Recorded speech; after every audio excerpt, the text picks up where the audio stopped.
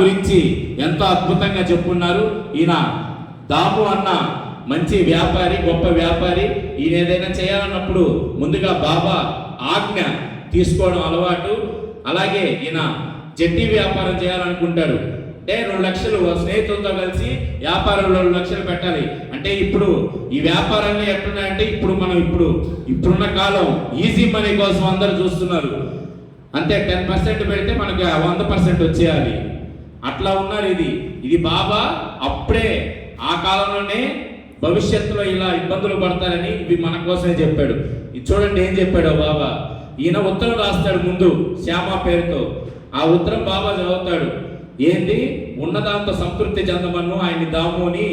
ఏంది ఆయనకి లక్షలను సంపాదించాలని కోరుకుందా, సగం రొట్టెతో సంతృప్తి చెందమను అంటాడు. తర్వాత ఈయన నిరాశ చెందాడు. ఏంది బాబా ఒప్పుకోలేదు, ఈసారి నేను స్వయంగానే బాబా నేరుగా పోయి అడుగుతాను, అప్పుడు ఒప్పుకుంటాడని చెప్పి బాబా కాడికి వచ్చి షిరిడీకి వస్తాడు. బాబాను దర్శనం చేసుకొని చూస్తూ మనసులో అనుకుంటాడు, బాబా నన్ను కానీ వ్యాపారం చేయడానికి ఒప్పుకుంటే నీకు నేను వచ్చిన దాంట్లో లాభంలో నీకు ఇస్తాను అంటాడు. ఇప్పుడు కూడా మనం ఎంతమంది బాబా కాడికి వచ్చి మొక్కి నా వ్యాపారం నాకు ఇంత వస్తే నీకు ఇంత పర్సంటేజ్, ఎంతో మంది అనుకుంటాం లాభం. అది ధర్మంగా ఉండాలి. ధర్మమైన దాంట్లో మనం బాబాకి ఇంత వస్తే 1000 రూపాయలకు అన్నదానం చేయిస్తాను ఎంతో మంది మొక్కుంటుంటారు. అది ధర్మబద్ధమైన కోరిక అయితే ఆయన ఆనందిస్తాడు. అధర్మంగా వచ్చే ధనాన్ని బాబా ఎప్పుడు ఒప్పుకోడు. అధర్మంగా సంపాదించే వ్యాపారాన్ని వద్దని చెప్తున్నాడు ఇక్కడ బాబా. అదే కదా అప్పుడు కూడా బాబా సర్వజ్ఞుడు కదా, ఈయన మనసులో అనుకునేది ఇది గ్రహించి ఈ ప్రపంచ విషయాలను తగులుకోవడం నాకు ఇష్టం లేదంటాడు. అంటే ఇవన్నీ డబ్బు మీద నాకు వద్దు అంటాడు బాబా. తర్వాత చేయొద్దు అంటాడు. బాబా ఆజ్ఞ ప్రకారం ఆ వ్యాపారాన్ని మానేస్తాడు, ఆపేస్తాడు. తర్వాత వాళ్ళ స్నేహితులందరూ నష్టపోతారు.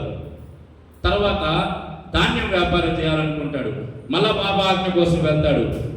మన దాము అన్న, దాము నువ్వు రూపాయికి 5 షేర్లు కొని 7 షేర్లు అమ్మాల్సి వస్తుంది, ఇందులో కూడా నీకు నష్టం వస్తుంది, ఈ వ్యాపారం కూడా వద్దంటాడు బాబా.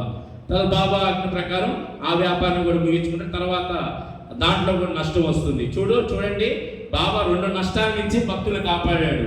మనం కూడా ఏదైనా కావాలన్నప్పుడు బాబాని అడుగుతాం. మనం కూడా బాబా ఏం చెప్తే అది చేయాలి. కొంతమంది ఇప్పుడు చీట్ల సాంప్రదాయం కూడా బాబా చేయాలా వద్దా అని వేస్తుంటారు భక్తులు. ఒక్కసారి వేయాలి, ఒక్కసారి బాబా ఆజ్ఞ. అందుకే దీక్షిత్ అయ్యాడు. బాబా ఏం చెప్తే అది చేశాడు కాబట్టి ఈరోజు గొప్ప శిష్యుడయ్యాడు బాబాకి.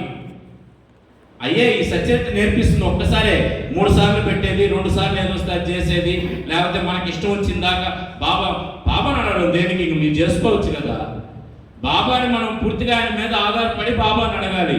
ఆయన ఏం చెప్తే అది చేయాలి ఆయన ఆజ్ఞ ప్రకారం. ఈ కాలం చాలా మంది అటు చేస్తున్నారు. బాబా ఏం చెప్తే అది మన మంచి కోసమే, అది చేయొద్దన్నా మన మంచి కోసమే, అది అందరు గ్రహించుకొని చేయాలి. ఇది బాబా నేర్పిస్తున్నాడు. అలాగే